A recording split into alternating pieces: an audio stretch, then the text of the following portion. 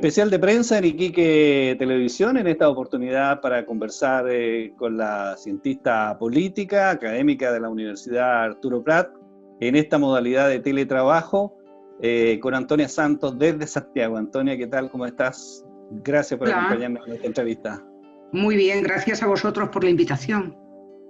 Bueno, Antonia, hemos vivido días bastante agitados, ¿cierto? A raíz de la promulgación, en estos minutos debiera estarse promulgando, ¿cierto?, esta ley para el 10% del retiro de los fondos de AFP, y una situación que se transformó un poco en una bola de nieve, que partió con bastante incertidumbre, ¿cierto?, que tuvo muchos, ¿cierto?, personas que la criticaron, muchos economistas que salieron, ¿cierto?, a señalar que no era una buena alternativa, y finalmente esto fue tomando forma, bueno, y terminó, digamos, ¿cierto?, con este quórum realmente, ¿cierto?, impensado en la Cámara de Diputados el día jueves. Cuéntame un poco, ¿qué te pareció todo esto, como un reality político, más o menos?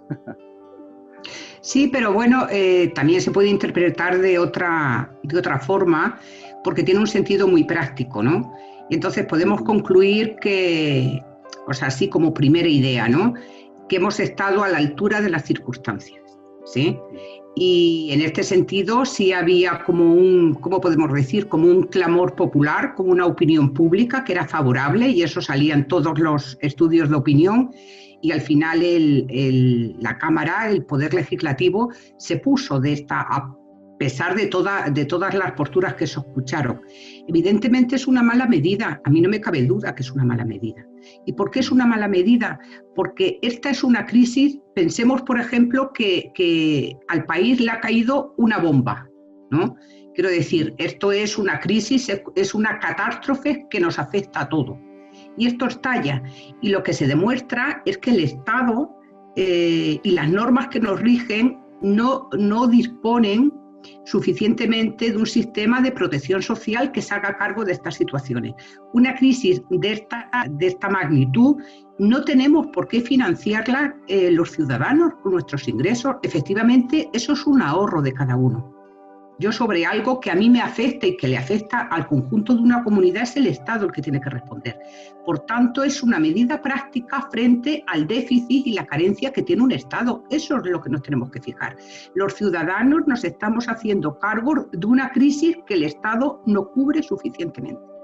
Sí, interesante, digamos, la visión, digamos, que nos plantea, porque la mayoría de la gente prácticamente hizo fiesta cuando supo que podía sacar su 10% de la AFP. Claro, pero ¿por qué hace fiesta? Yo entiendo por qué hacemos fiesta. Hacemos fiesta porque vivimos en un sistema muy mentiroso, muy de apariencia, muy de deuda y muy ficticio en este sentido. Quiero decir, no tenemos, si nosotros perdemos el empleo, no tenemos seguro de desempleo. Si nosotros perdemos nuestro salario, automáticamente perdemos nuestro seguro de salud. O sea, todo el sistema, perdemos nuestro ahorro. Quiero decir, todo lo que nos acompaña, el hecho de estar empleado, de recibir un salario, lo perdemos automáticamente. Entonces, claro, frente a la posibilidad de tener algo y sobre todo de cubrir deudas, quiero decir, celebras, ¿cómo diría yo?, celebras una válvula de oxígeno, pero de una inmediatez y de un sentido práctico que no me cabe duda que va a ser un balón de oxígeno para el conflicto social que se hubiese generado si no disponemos de esos recursos. La crisis está develando las desigualdades que tiene este país, ¿no? Son desigualdades sociales y son desigualdades territoriales, como yo creo nunca nos quisimos admitir la magnitud que tenían esas desigualdades. Entonces, claro que celebramos porque de manera inmediata vamos a poder solventar una situación que nos ahoga mucho, pero no sabemos en 2, 3, 4 meses cómo se va a presentar la situación. Yo creo que las cifras de desempleo están siendo muy altas y claro, ¿cómo nos proyectamos al futuro? Esa es una ecuación compleja, ¿no? Sí, Antonia, en prácticamente 8 meses, ¿cierto? Por un lado en noviembre, ¿cierto?, que hubo el acuerdo sobre el plebiscito, y ahora, digamos, esto del retiro del 10%, de alguna manera se le ha torcido la mano al gobierno. El gobierno se opuso tenazmente a ambos ciertos hechos políticos. ¿Y cómo lo ves tú? Porque de alguna manera el Parlamento, ¿cierto?, se empoderó y algunos hablan incluso de un parlamentarismo de facto que se estaría dando. Sí, bueno, Chile no tuvo un periodo histórico así, en algún momento parlamentario, pero Chile no tiene un sistema parlamentario, ¿no? Todo lo contrario, tiene un férreo sistema presidencialista. Yo todo esto lo ligo a que el modelo que se establece en Chile, ese modelo de democracia dentro de un sistema neoliberal, de un Estado privatizado, ¿no? Uno de los pilares que establece es precisamente toda la privatización de lo que es el soporte de la previsión social, ¿no? La salud es privada, las pensiones son privadas, etcétera. La educación es pública, pero bueno, sabemos ese juego que se da entre lo público y lo privado, ¿no? Pero además era un modelo que funcionaba muy bien en la deliberación bajo un sistema binominal. Pero no nos olvidemos que antes que Piñera, el ingreso de Piñera ya se hace desde una composición distinta de lo que es el poder legislativo. El sistema binominal se quebró y por tanto la negociación política ya no era a dos bandas donde ninguno tenía mayoría. El sistema binominal no hubiese permitido alcanzar el quórum que se alcanzó cuando es un sistema proporcional. Entonces yo creo que se hizo una reforma sin pensar en lo que llevaba asociado, en que aquí son engranajes dentro de un sistema que si tú modificas una pieza, alteras el resto, ¿no? Y evidentemente el nuevo sistema electoral abrió la participación política a otras fuerzas políticas. No olvidemos que la fuerza política que más ha crecido en el país ha sido la izquierda, una izquierda no tradicional, podríamos decir. El Frente Amplio es un nuevo bastión político que ha debatido y que ha puesto sobre la mesa, sobre la agenda política, otros temas. Frente a una situación de crisis como esta, pues claro, todo esto ha servido para que se conjugue esa relación entre la política y la sociedad de una manera distinta. Creo también que ya se venía hablando en el país de déficit y de demandas sociales muy fuertes. La educación era uno de ellos, la igualdad de género, el sistema de pensiones, etcétera. Ya se venía con una cierta acumulación, ¿no? Es como la presión que existe en un volcán que no tiene por dónde salir y que de pronto reventó, y que indudablemente este gobierno ha tenido que hacer auténticos malabares para poder sostener ese conflicto social. Y en favor del gobierno y en favor de las instituciones en Chile, para la magnitud que ha tenido todo esto, yo creo que Piñera y el gobierno de Piñera ha hecho un esfuerzo a la hora, por lo menos, de no taparse los oídos y de escuchar lo que eran las demandas sociales. No nos satisface, por supuesto, a todos, pero lo que hemos perdido de vista es que estamos previos a un cambio muy trascendental, que se celebra un plebiscito. Antes de pasar a eso, Antonia, me interesa el tema del gobierno. ¿Cómo ves tú al gobierno enfrentando estas situaciones? Tanto el tema del acuerdo sobre el plebiscito como este tema del retiro del 10%. Un gobierno que va a la saga, que se queda, digamos, con a lo mejor algunos principios, ¿cierto? De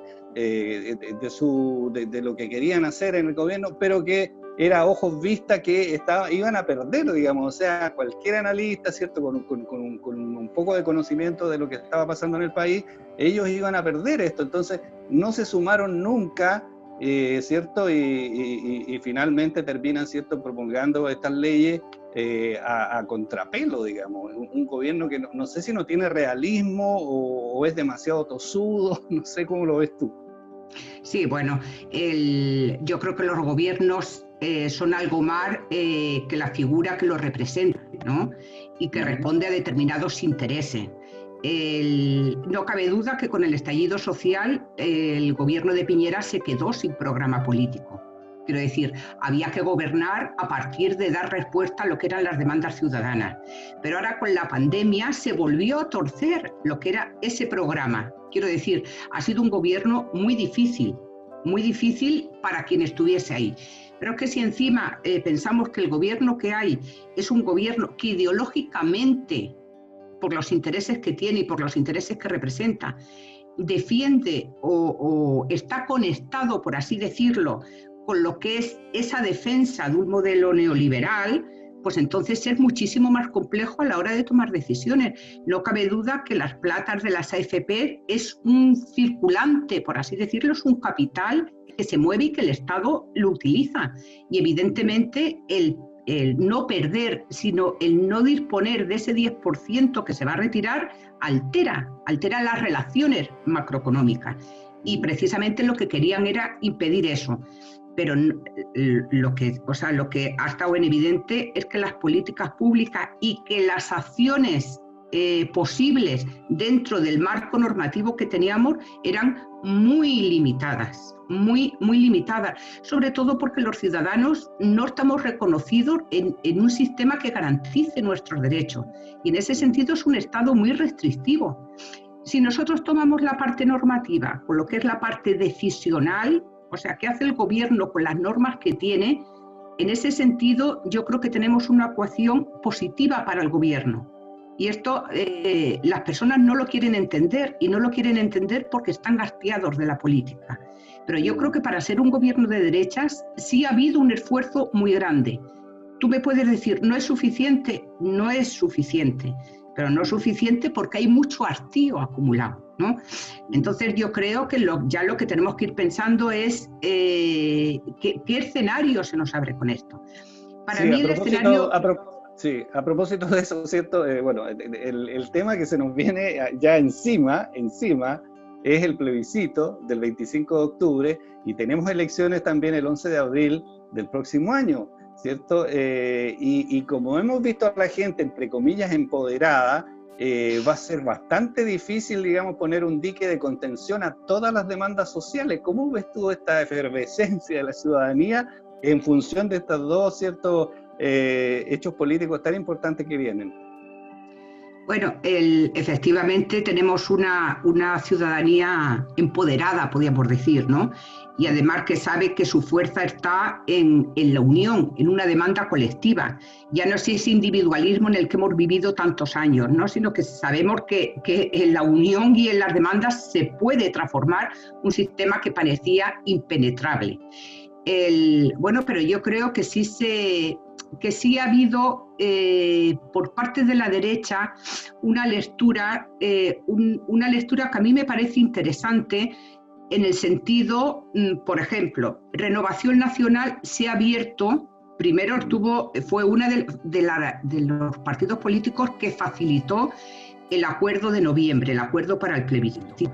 Y ahora es el partido político bisagra que va a facilitar lo del 10%. Y fue el partido político bisagra que concretó, por así decirlo, el cambio político, el cambio democrático en Chile. Entonces eso no lo podemos perder de vista.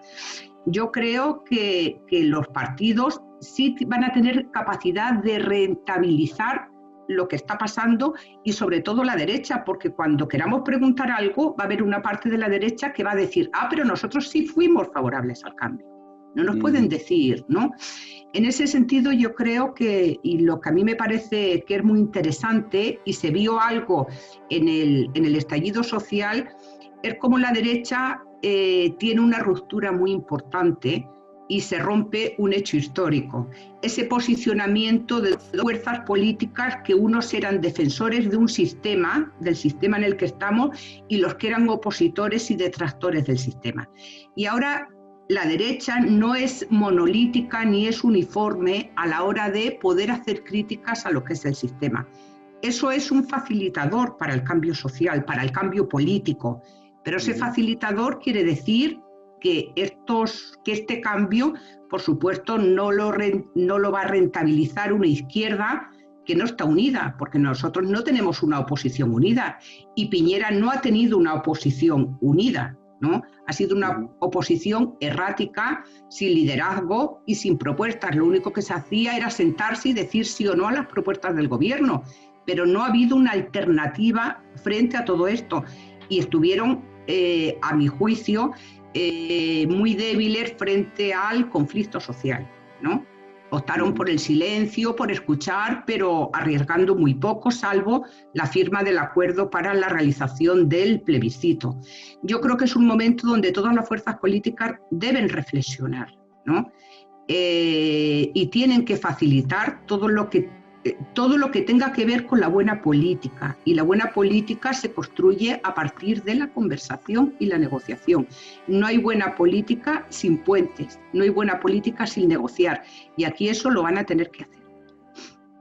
Sí, en la derecha, ¿cierto?, surgen liderazgos importantes como el de Mario Desbordes, que tiene que ver, ¿cierto?, con esta facilitación que tú señalas, pero también surgen otros que se endurecen. En el caso de Andrés Alamán, ¿cierto?, la posición de, bueno, Jacqueline Van Rysselberghe, que siempre ha sido, digamos, de una derecha más extrema.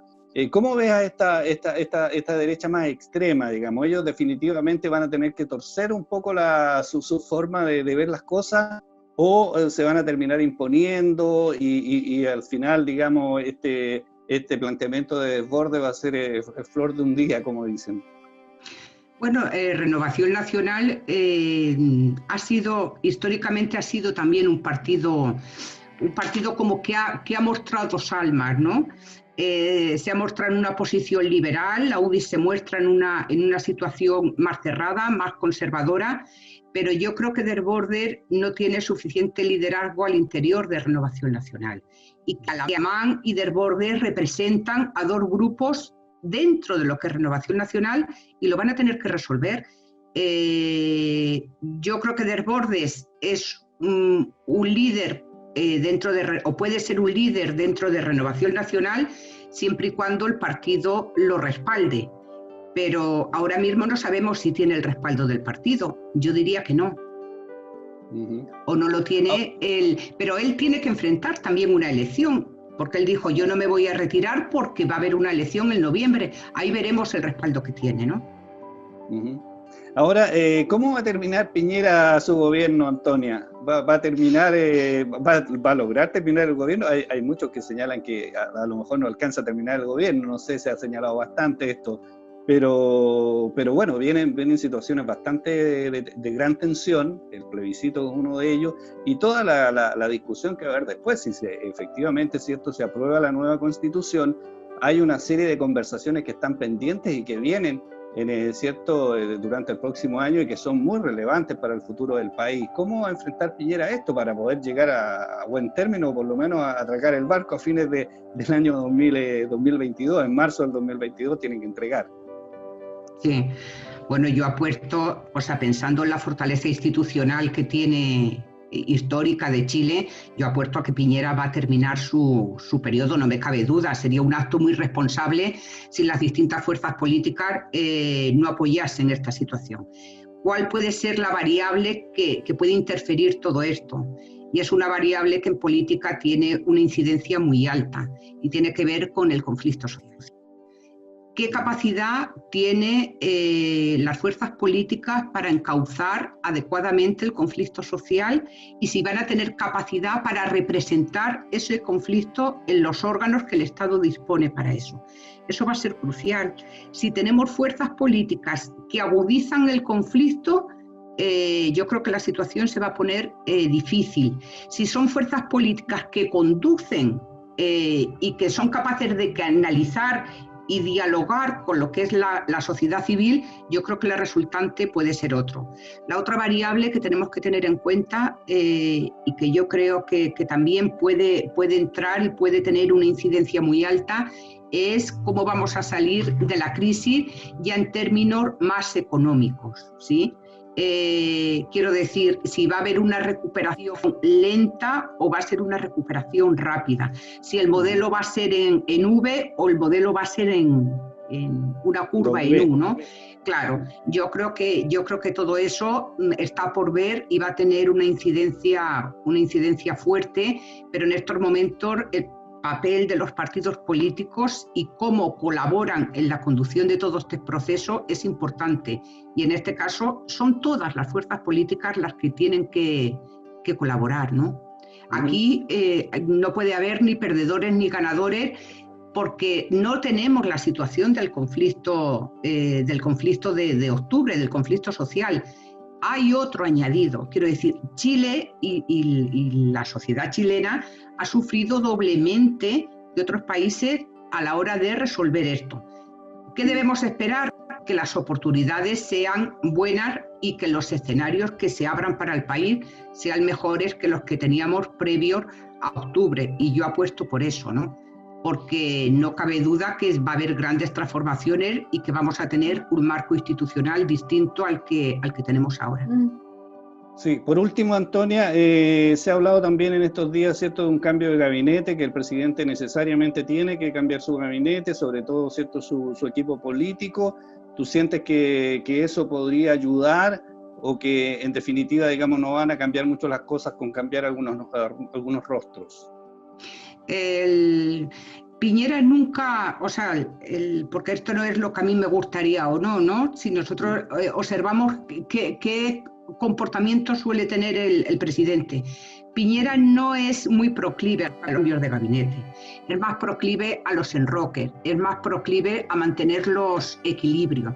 Creo que la única sombra que tenemos en todo esto es qué comunicación está teniendo en estos momentos con los tres partidos políticos, con Evópoli, con la UDI y con Renovación Nacional.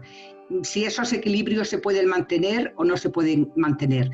Sería un error, yo creo, muy grande que Piñera aportase, y no creo que lo haga, lo mismo que no aportó por el veto presidencial, no creo que lo haga por introducir personas que tengan comportamientos más rígidos, sino que lo que necesita es mayor muñeca política y mayor flexibilidad a la hora de comunicarse entre los distintos sectores. Hay quienes hablan que el ministro del Interior estaría en una situación muy débil frente a todo esto, pero hay que ver cómo se resuelve esto. No creo que la UDI, y que con el comportamiento que ha tenido el partido, si moviesen fichas a favor de la UDI, fuese saludable para el momento político que está viviendo el país.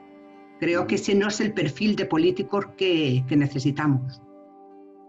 Ok, bueno, Antonia, muchas gracias por acompañarnos en esta conversación. Ha sido muy esclarecedor, digamos, todo lo que nos has comentado. Gracias a ti. Ok, especial de prensa en Iquique Televisión, en esta oportunidad con Antonia Santos, académica de la Universidad Arturo Prat, doctora en Ciencia Política.